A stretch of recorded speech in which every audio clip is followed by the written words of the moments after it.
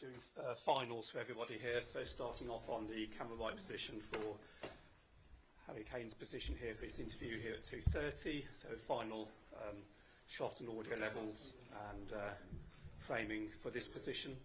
I'll do this one first and then move over to the central position for Lee Carsley to start off with. So this is the Harry Kane interview position on camera right on the press desk here at Tottenham Hotspur's training ground for MD-1.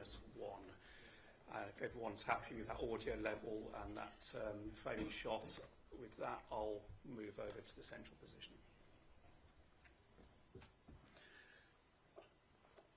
Central position here for Inter-Manager Lee Carsley on the centre position of the and coming through also on the central microphone for the ND-1 press conference. Hopefully everyone's getting that nice line level audio from this position and framing for this shot for Lee Carsley. Does anybody need any longer on this position? Otherwise I'll hand over the desk to a clean desk for the start.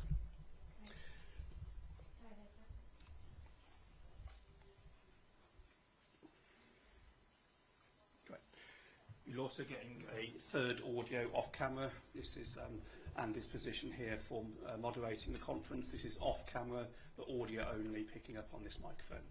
There are two microphones in the audience, one starting with the Sky position and a second microphone for the second question fixed. And then there is a spare microphone. You could wait for any microphone to get to you before asking the question. Thank you very much.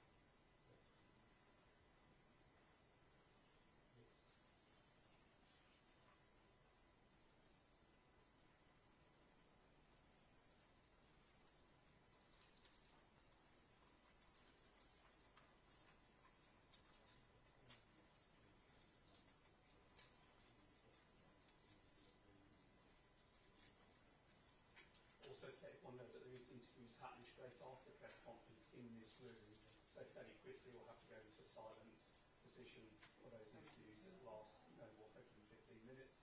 We can go into full breakdown after that. So after that, that would be very helpful.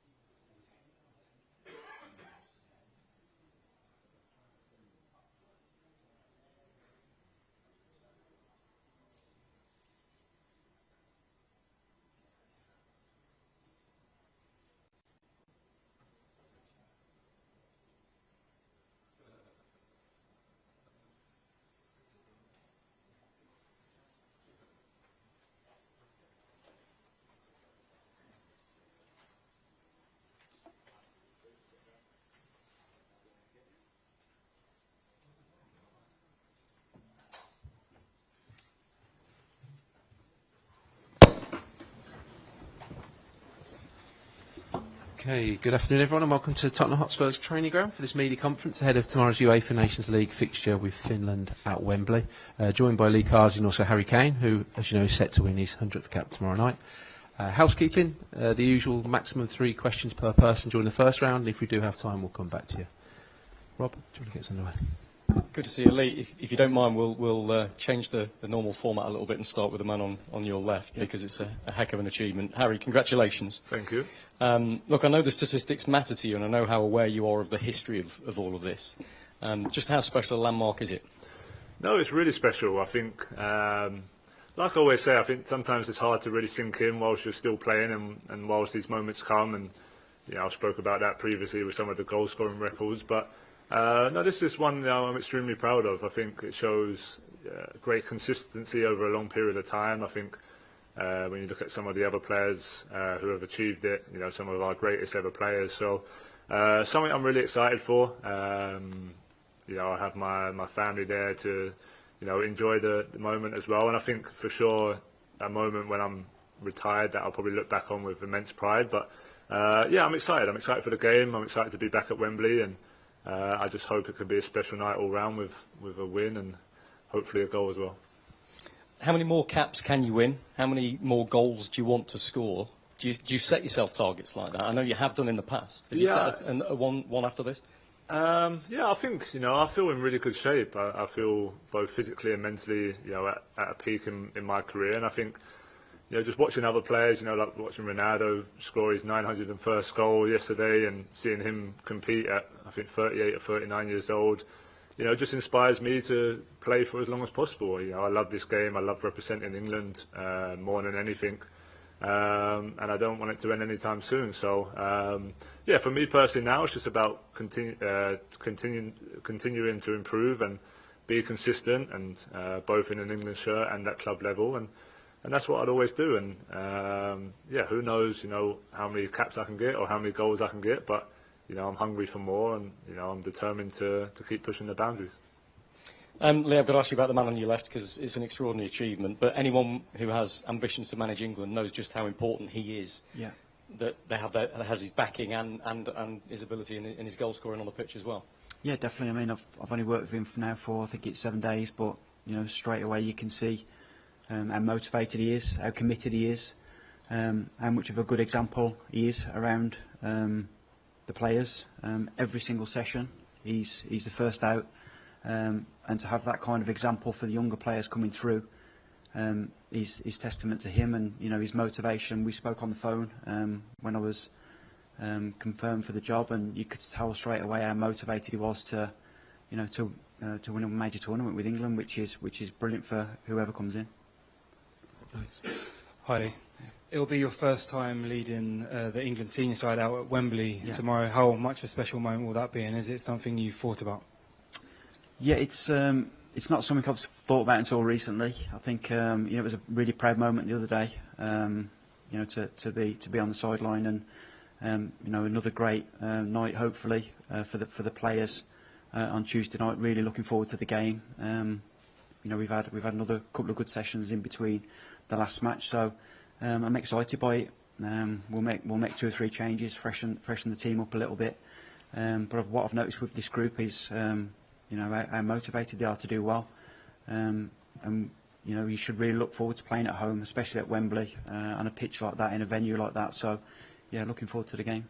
I was just going to touch on that there. How do you balance the expectation of England to win the match tomorrow versus maybe making those changes to keep things fresh? Well, I think with that is the balance. I think if you make 11 changes, it maybe sends out the wrong signal, but. Like I said, the good thing about this group is that they are highly motivated to do well. So there will be 2 or 3 changes, but I don't see wholesale changes. But it's important that we do manage the minutes. Some of the players are still in that pre-season phase. Basically against the amount of time that they had off in the summer. So we have to make sure that we're protecting them as well.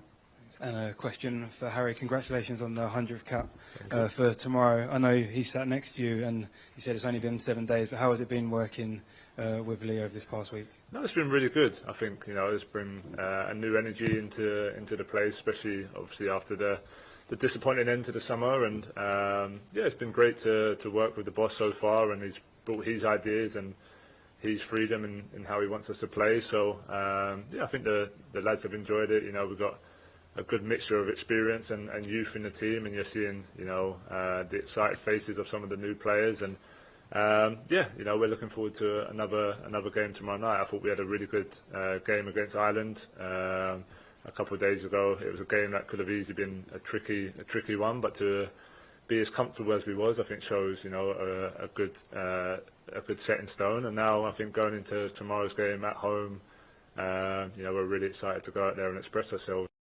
So hopefully get another win. Okay, we'll go Henry next, but Alex, if you can pass the mic back.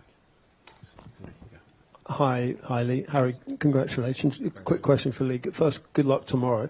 Just on the sort of the traditional, in inverted commas, number 9. I mean, you talk to people at academies and the coaches, and they say they're not really coming through. Is that because everyone wants to be a number 10? They want to play wide? Yeah, well, I think just the role in general has changed of your, you know, especially the number 9s that I was brought up with and played with. I think the EPPP and the academy system has really helped develop all-round footballers who then play in positions rather than developing a number 9. So, yeah, you see players that are, I mean, I'd say, you know, the majority of fullbacks now were wingers. You know, centre-backs now are more than capable of playing centre midfield just because of their attributes and the amount of contact time now that academies have. So, yeah, I think from our point of view, from a coach's point of view, I think we have to be a lot more open and receptive to players' profile and their capabilities rather than their positions. Lee, congratulations on 2-0 against Thank Ireland. A great start as the New England interim manager.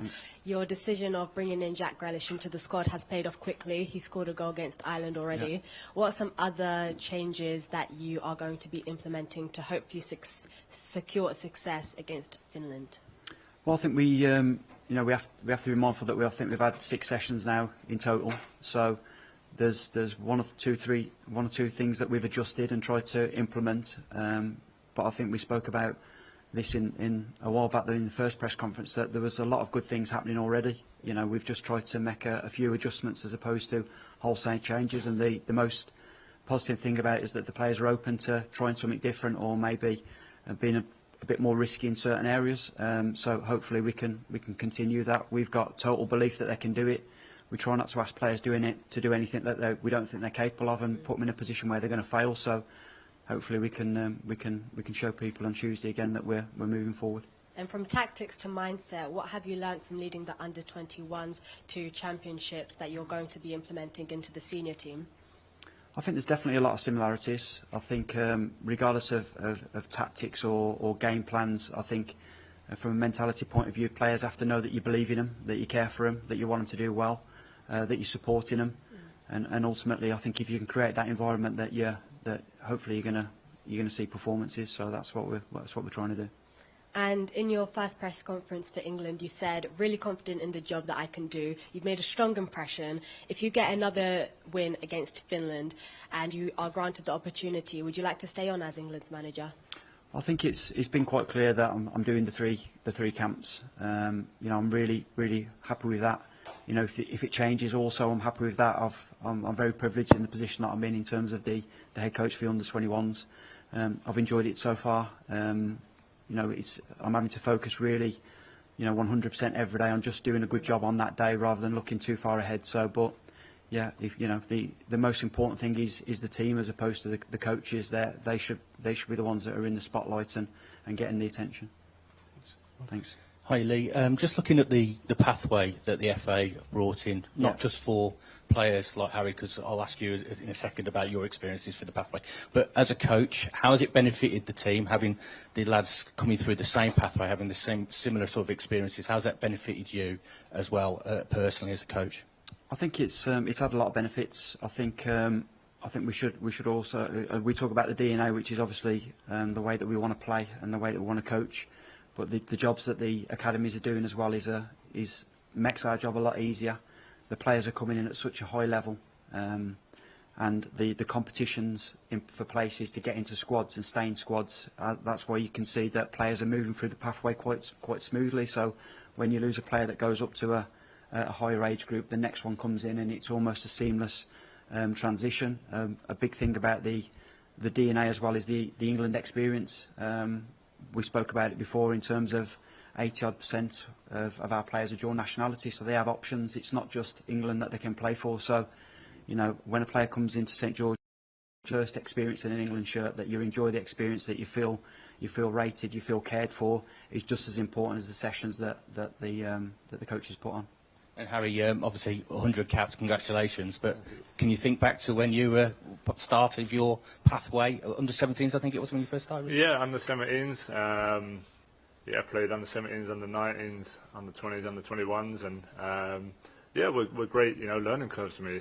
Had some great coaches, and I think just playing with the best players in the country helped me develop at that age to improve and see where the level was at. Because when I was starting out, I wasn't going to be the next big thing. I had to work extremely hard to be consistent and improve, and and I think England helped me see that just by being around some of the best players. So I think you're seeing more and more our younger teams have success, and I think that's definitely helping the senior team, because as they're coming in, they're pushing us, they're making the competition stronger, they're having them good experiences even at youth level tournaments, but that helps them coming into major tournaments with the senior team as well. So the future is definitely bright for us, and I think there's a lot of exciting players on the horizon, and the way we're performing as a senior team are just pushing everyone to be even better. Okay, Carrie. Just check with you, Lee. Have you got a fully fit squad? Everyone available to you? Yeah, no changes to that, so we're in a good position. And do you think it's a good chance maybe for the likes of Gibbs, White, Gomez, Noni to come into the side and with John Stones' feature?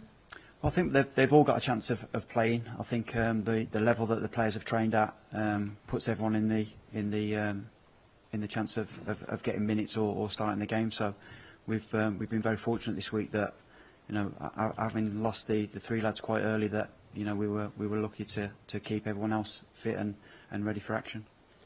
And also looking to this encounter, what are the key markers that you want to tick off on this one coming in to Wembley, to a home game? You've already seen what your players can do in an intense environment, but what do you want to see next? Well, I still want us to see us playing with that control.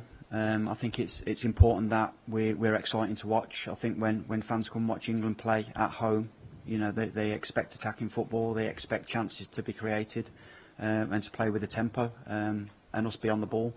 So I wouldn't see that being any different tomorrow. And Harry, on the front foot from the off in that opening match, what's the mood in the dressing room coming into such a hostile environment and putting behind the Euros to come away with a win? Yeah, I think the mood's good. I think, like I touched on earlier, I think the performance is really good, and also to win 2-0 away from home and not concede hardly any chances shows that it was a really top performance. There was areas, especially in the second half, where we know we could have controlled it a little bit better and had larger spells of dominance. But overall, I think it was as good as an away performance as you can ask for, especially coming off the back of a tough summer. So now everyone's excited to be back at home in front of our fans. And hopefully just put on a great performance. We want to score goals. We want to create a load of chances and play a real attacking style. And we can only do that as players when we're on the pitch tomorrow. Okay, James Allen. Hi, both. Good luck tomorrow. Harry, firstly, you talked a few times about Ronaldo and sort of being inspired by him. But do you have a personal relationship with him? Do you know him at all? No, I've met him a couple of times just at different events and stuff. But no, he was someone. Him and both Messi were people I looked up to growing up. They was in their prime as I was coming into teenage years, and probably when I was coming into football, where I really wanted to improve and get better, not just where I loved football. It was where I actually where can I improve? So I think both of them were inspirations to me. But I just think to have that hunger and desire, and to have that determination, and almost a sense to keep proving people wrong and proving to yourself that you can be the best you can be, and then whenever the day comes that you stop playing, you can be proud of what you're doing. So I try and use different players to motivate me, especially players who are older than me. So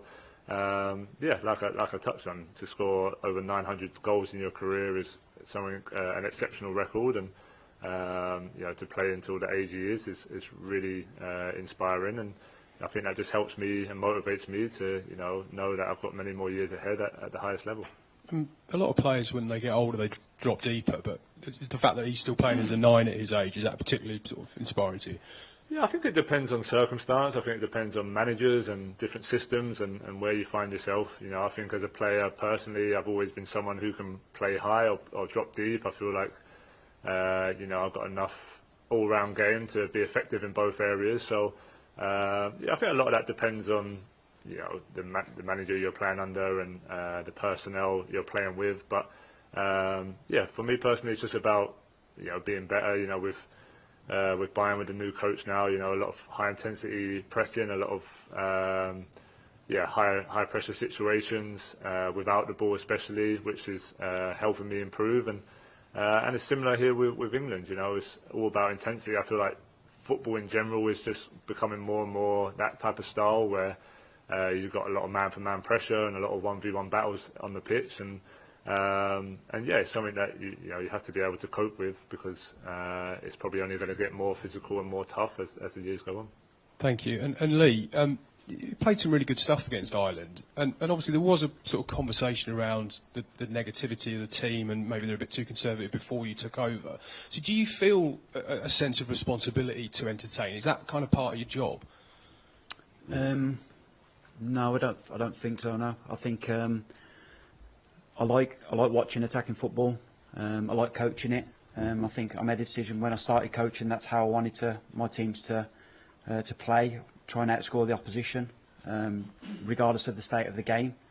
I think obviously it's entertainment as well. So you want to create as many chances as you can and be in possession of the ball. So that's what I see as a responsibility, making sure that you're not stifling the players with your information and to get the best out of them. So that's what we've tried to do. And I know you've been asked a lot about taking the job on a permanent basis, but do you feel that beating Ireland and playing well, that you're a step closer to it? I feel like we're a step closer as a team. I try not to think about myself too much. If I'm being honest, it's almost insignificant whether it's an issue or not. The best person should get the job. It's an unbelievable job with a great group of players and potential. I know exactly what my role is over the next 3 camps, so I'm more than comfortable with that. Thank you. Thank you, James. Rob, if you can pass back to Simon, please.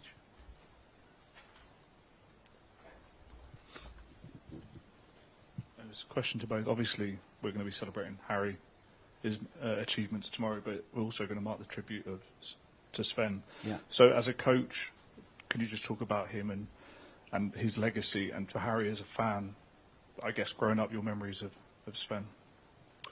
I think one of our, I'd say most famous, most popular managers we've had as a national team. Of course, it would be a sad night for a lot of England fans and a lot of England players, and there'd be a good tribute to him that he fully deserves. And from what I understand, obviously I didn't get to meet him personally, but just a great person, really loyal to his players and his job, and I think he'll go down as one of England's best managers. And from our point of view, we just wish all his family and friends their condolences, and we hope we can pay a good tribute tomorrow night. Yeah, I was never lucky enough to meet him, to be honest. I played against his teams a few times. Obviously, speaking to Ashley, who played under him, what he speaks mostly about is what a great person he was. Obviously, he was a highly decorated coach as well, and the period he had with England, with the generation of players that he worked with, everyone speaks about the atmosphere and how much they enjoyed playing for him. So like Harry says, hopefully we can pay a nice tribute to him, and he'll be remembered fondly by everyone, I'm sure. We'll finish back with Rob Dorsey. Lee, can I just ask you one more? You said ahead of the Dublin game, the Ireland game, that you'd worked, even in 3 days, you'd found 2 or 3 different ways of playing that you'd been working on. Can you tell us a bit more about that and what those styles are? And also, a quick one, is there anybody that, because of loading, can't play a full 90 minutes tomorrow? No, there's no one that can't play a full 90. I think we've still got a responsibility, though, that we have to make sure that we're checking on their physical condition live during the game. We've got that data, so we can do that. In terms of the way that we're playing, it sometimes adjusts depending on what the team is and the individuals. So it's with the different players in different positions, we have to adjust the team a little bit, and it's just literally small details, but very simple, and hopefully a little bit more quicker to implement, given the amount of time that we've got. I mean, generally stuff like this you get a chance to work on for 2 or 3 weeks in pre-season, then try it in friendly games. But effectively, this is another pre-season game for us. It's our John McDermott said that the first 45 minutes against Ireland was our best training session. Which when you think about it like that, I suppose he's definitely right that.